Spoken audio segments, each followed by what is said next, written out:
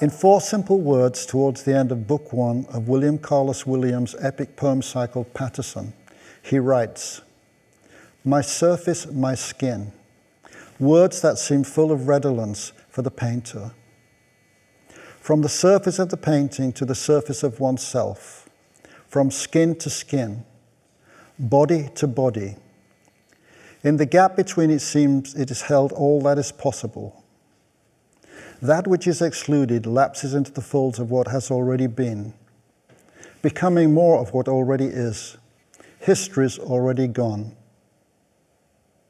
To stand in the moment is to accept that the moment cannot be shared.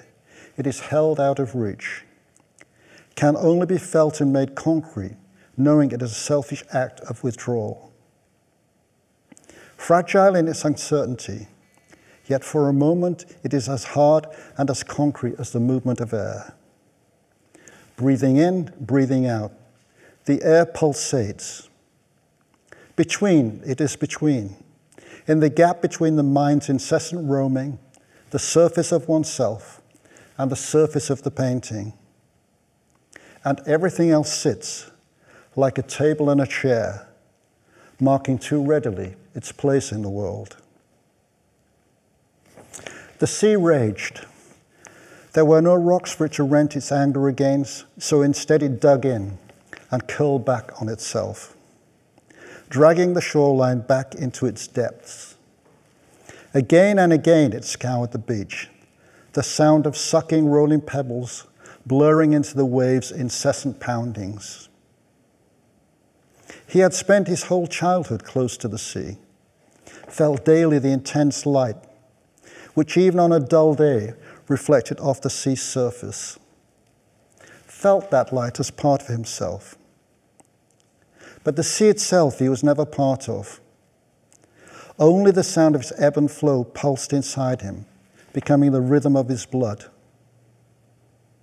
The mass of the sea, its unending form, was always beyond him.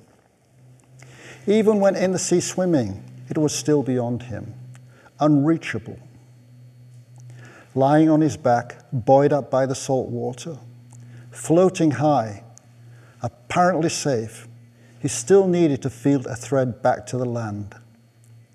Like a dog on a lead, he had to know he was retrievable.